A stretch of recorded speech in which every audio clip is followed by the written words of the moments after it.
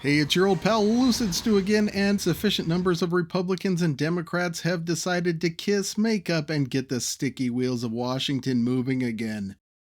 As we know, flying got a little unnerving during the shutdown, so here's a top 20 list of the best rail routes in the United States to help you avoid flying when the government shuts down again next February.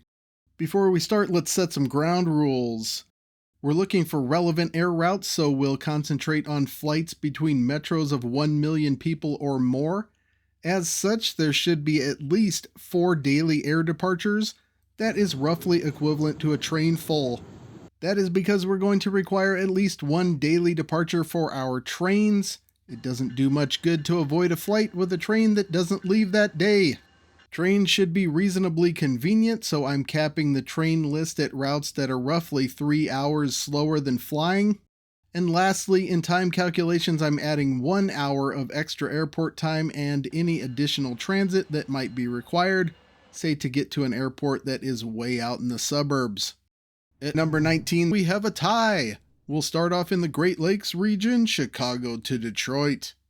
Amtrak's thrice daily Wolverine service is 2 hours 45 minutes slower than flying. The train has some potential advantages here, like core-to-core service with great transit access in Chicago. Chicago airports aren't half bad, but Detroit Metropolitan is 17 miles from downtown Detroit. On price, I've checked 2 weeks out, going with a rough median. This will of course vary depending on day, time, and time of year. Prices are competitive with coach on the train at $90, while your airline ticket will be more like $110. However, flights run as cheap as $50, which might convince you otherwise. Now for the other half of our tie, we head for upstate New York, connecting Syracuse and New York City. Amtrak's Empire Service and Lakeshore Limited combined provide 2 daily trips. Empire Service is the faster of the two at 2 hours 45 minutes slower than flying. The airport in Syracuse is convenient, but airports in New York City are a pain. Centrally located New York Penn Station makes the difference here in pushing this one under 3 hours. You have a fair amount of flights between these two cities with $170 typical for coach. Empire Service is about $130 for coach. I tell you what business class costs, but it's sold out for about a month, making it a little difficult to recommend. Hey Amtrak, that might be a sign to add more trains or at least business class coaches? Just a wild guess. Number 18, we'll head to the south for our next pair, Atlanta, Georgia and Birmingham, Alabama. This is one of those pairs that's so close at 140 miles that you might be surprised to find any flights, but there are quite a few. Based on $300 plane tickets and Atlanta Hartsfield-Jackson's status as the premier airline hub in the US, it wouldn't surprise me if most of those are connecting flights. That doesn't nullify transit advantage for trains so badly because MARTA has access to the airport in Atlanta. One problem is that Atlanta's Amtrak station is in a truly awful spot. In contrast, Birmingham's airport is centrally located, which sadly doesn't give Birmingham Station's great downtown location much advantage. You may be convinced to tolerate some inconvenience on the Atlanta end and a merely daily train, however, when you find out coach on Amtrak's Daily Crescent is 10 times cheaper, and that even a private room costs less than flying. Is that worth 2 hours and 20 minutes?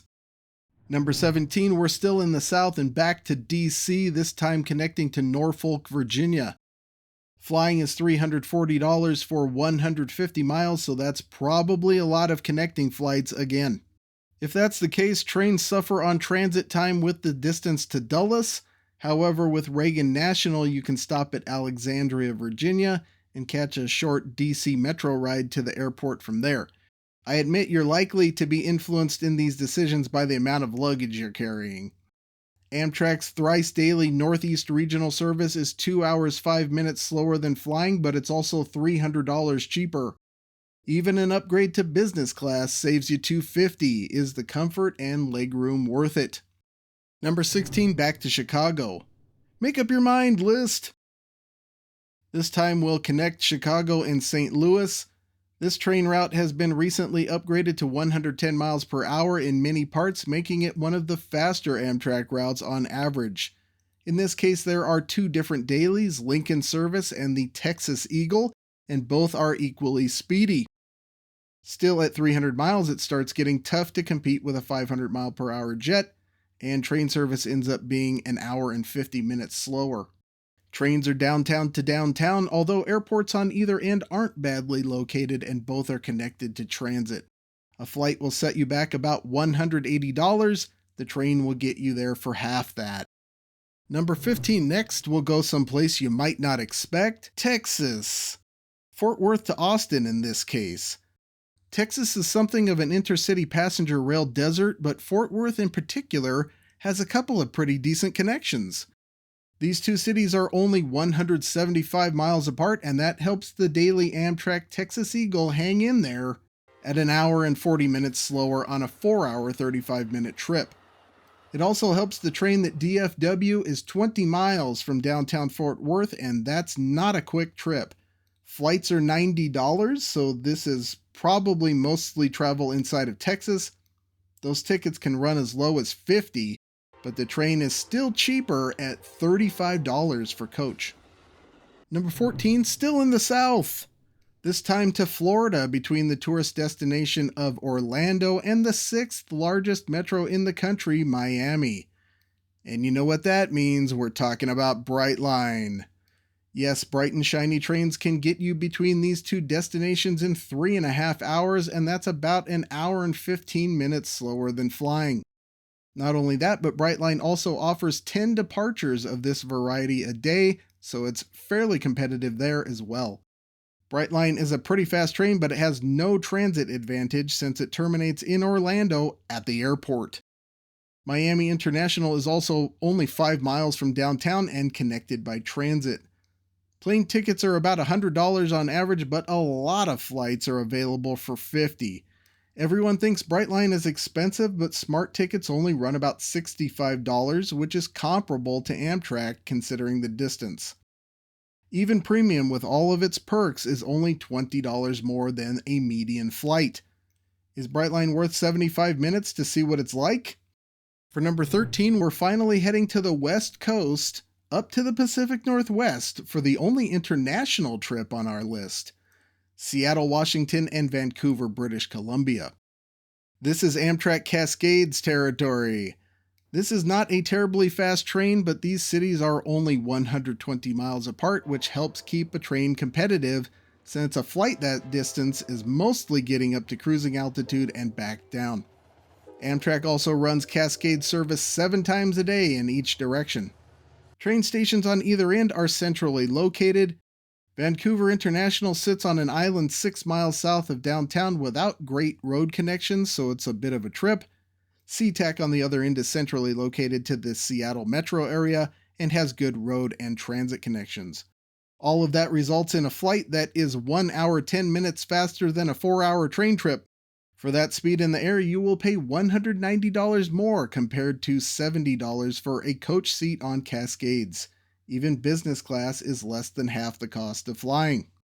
On to number 12, and we're heading back to the other side of the country for our first trip on the Northeast Corridor. This is a 457-mile-long electrified rail corridor that is mostly owned by Amtrak and primarily used for passenger rail. Because of this, frequency is excellent with over 50 trains a day in each direction. In this spot, we'll cover the portion from New York City to Boston, Massachusetts. This is the slower half of the NEC, but it's still quite competitive with flying, with an Acela train coming in 35 minutes slower. A Northeast Regional train, which is less expensive and has more stops, is an hour and 20 minutes slower than flying. The train's big advantage here is its ability to stop in the heart of Manhattan at New York Penn Station. You will pay for that advantage, however, as the airlines try hard to be competitive with their rates coming in around $105. Coach on the Northeast Regional is more, about $190, and then Acela Business Class is the most expensive train ticket we've seen so far at $340. For number 11, we're heading back to Chicago, this time for its connection to Grand Rapids, Michigan.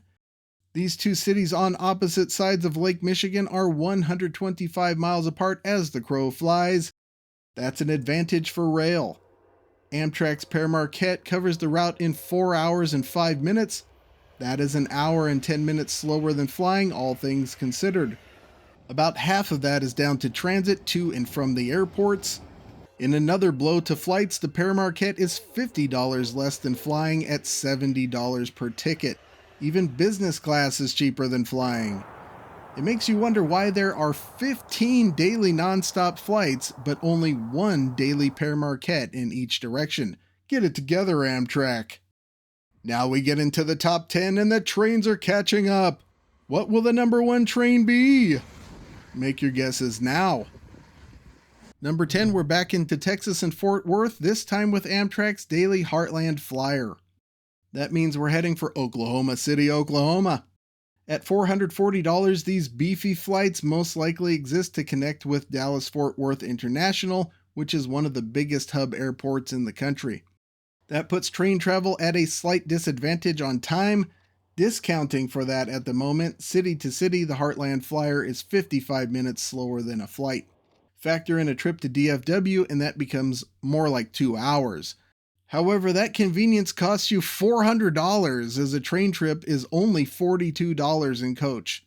It makes you wonder how far the cost of a flight would come down if it had to compete with something like a 110 mile per hour Heartland Flyer that connected to DFW. Number 9, we're heading for California and the sunny coastline. Los Angeles is the second largest city in the country. LAX is one of the busiest airports in the country. Despite this, half a dozen regional jets fly out of there every day to make the merely 115-mile trip to San Diego. As we've seen, that's a distance when rail looks pretty good. This pair is no exception with a 3-hour, 13-minute train trip coming in at 55 minutes slower than flying. With a plane ticket at $280, that probably indicates some flights are merely connections. That's not much of a problem as there is an express bus connection between LAX and LA Union Station. San Diego International is right next to downtown San Diego. Amtrak's Pacific Surfliner leaves each city 12 times a day and will cost you only $36 coach and $55 business class. If more people knew, maybe they would skip the flight. For number 8, it's back to the East Coast again and the South, but our first trip to Charlotte, North Carolina. Charlotte and Raleigh to be exact. That's our second Raleigh connection. Seems like it's not a half bad place to take a train to. At $370 for a flight, we're probably talking about mostly connecting to Charlotte Douglas, which is a hub airport. City to city, I have Amtrak's Piedmont, which has 4 daily departures in each direction. That's 50 minutes slower than flying on a 3-hour, 10-minute trip. If we're talking about connecting to the airport in Charlotte, you lose about 20 minutes trying to get there from the Amtrak station 7 miles away. However, you make up for it in Raleigh with the train station being much more central. Amtrak coach will cost you only $29, which is $340 less than flying. Business class is an unbelievable deal at $45 for 2 cities 135 miles apart. In the number 7 spot, we're heading back to the Pacific Northwest. I feel like I'm getting dizzy. Seattle again. A solid rail city in terms of both its downtown King Street station and its commitment to light rail. This time we're hooking up with Portland, Oregon, 145 miles to the south. We're on Amtrak Cascade service again, which clocks in at 3 hours and 25 minutes. That's good for 35 minutes slower than flying. Both airports are fairly close to their respective downtowns, so flying doesn't lose much on transit, managing to keep Amtrak in the negative despite being nearly 3/4 done with our top 20 list. Amtrak fares very nicely on price here, $45 for coach and $90 for business class, compared to $170 for a flight in coach. If you're from the area, let us know in the comments why you would take a plane instead of a train. That brings us to number 6, flipping coasts once again and also flipping negative to positive with Washington, D.C. and Richmond, Virginia. This 2-hour, 20-minute trip on the Northeast Regional will get you there 5 minutes quicker than flying. Flying is $240, so you're probably talking about a lot of connectors again, but like Norfolk, that Alexandria, DC metro option is there for Reagan National. Northeast Regional is a steal at $17, making it worth any hassle trying to get to the airport for your next flight once you're in DC. There is also the convenience of 12 daily departures between these two cities on Amtrak routes. Northeast Regional Business Class is $80, and a private room on the Floridian or Silver Meteor calculates as even money. That sure makes getting work done en route easier. Number 5, we're back to the Northeast Corridor and New York City, this time connecting with Washington, D.C. As you might have guessed, Washington, D.C. is set up pretty well for intercity rail, which begs the question, why can't the rest of us have nice things like everyone running things in the capital? In this case, we're looking at 220 miles to New York City, and the trains are pretty zippy here, getting you there in just under 3 hours. That's good for 45 minutes faster than flying with an Acela. Northeast Regional takes 30 minutes longer. In terms of getting from core to core, this may be the best rail pair in the country. That doesn't come particularly cheap, and the airlines are working hard to compete, so Acela at $260 ends up being nearly 4 times the cost of a $75 flight. Northeast Regional is a little more manageable at $150. You're mostly paying for not having to deal with the airport there when you want to get core to core. Number 4 might surprise you. Where in the world do you think we're headed? Back to Cali, this time up north, San Francisco to Sacramento. We're talking about Amtrak's Capital Corridor train, which will get you there 25 minutes faster 6 times a day.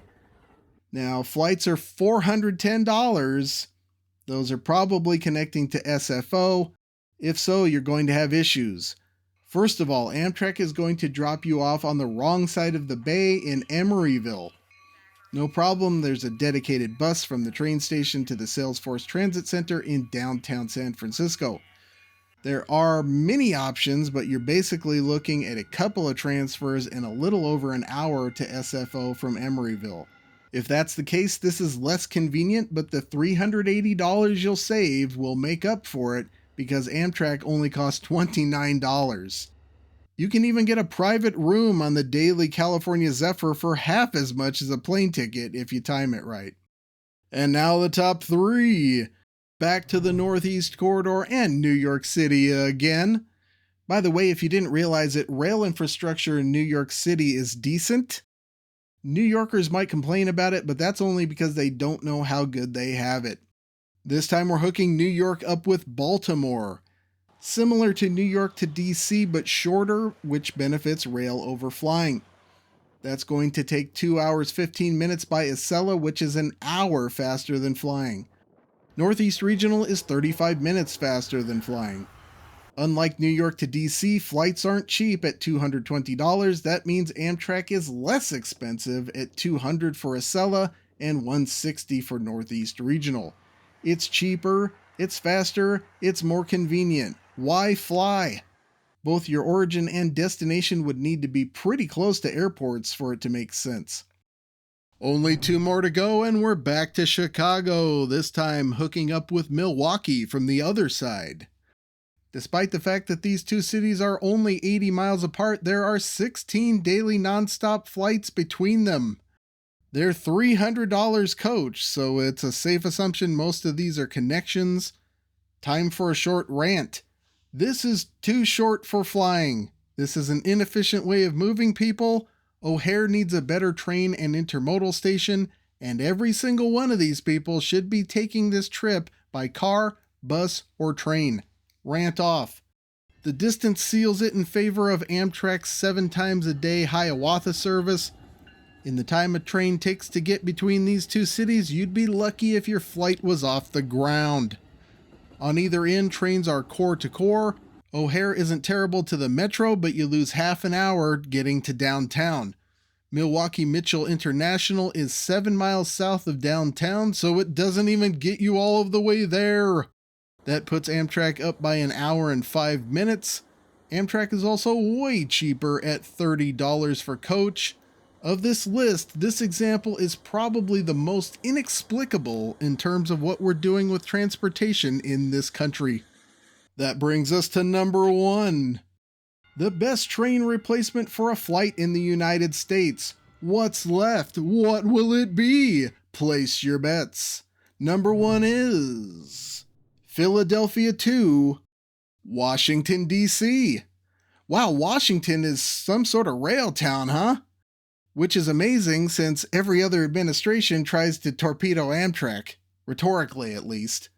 This route enjoys top speeds pretty consistently in the 125 to 135 mile per hour range. It's also only 125 miles, which is quite short for a flight. Amtrak will get you there on Acela in 1 hour and 40 minutes. That's good for 1 hour and 20 minutes faster than flying. Say, that's not bad. Flying better be a lot cheaper, right? Well, it's not. $280 compared to $120 for Acela. Northeast Regional is a half hour slower and $20 cheaper than Acela. Acela seems like a pretty good way to go there. Now, you may have expected me to say Philadelphia to New York for number 1 since it is the busiest NEC city pair. However, those two are so close and rail is so dominant in the area that there actually aren't any large commercial flights between the two. By the way, they're the same distance apart as Chicago and Milwaukee, so get your act together, Chicago. A pretty interesting list, right? It certainly surprised me a few times. I definitely didn't see California in the number 4 spot. And hey, Fort Worth, where did you come from? This one was a lot of fun to make. Maybe I can find a few more similar topics like this in the future. If you have any suggestions, shoot me a comment. So overall, what do you think? Do you fly or take the train regularly in any of these areas? What do you think about the trip? Let me know in the comments. A big thanks to all the rail fans and plane fans out there that posted video on YouTube as Creative Commons. Without you, this video would have looked very different. Before I go, if you'd like to help out the channel, check out that super thanks button below the video. That's one way to do it. Another is to check out my poster store where you can get yourself a neato reproduction railroad poster. Everything is 30% off through the end of the year, so check them out and pick up an effervescent Christmas present for yourself or someone else. But that's all for now. Until next time, I'll see you on that big, beautiful freeway.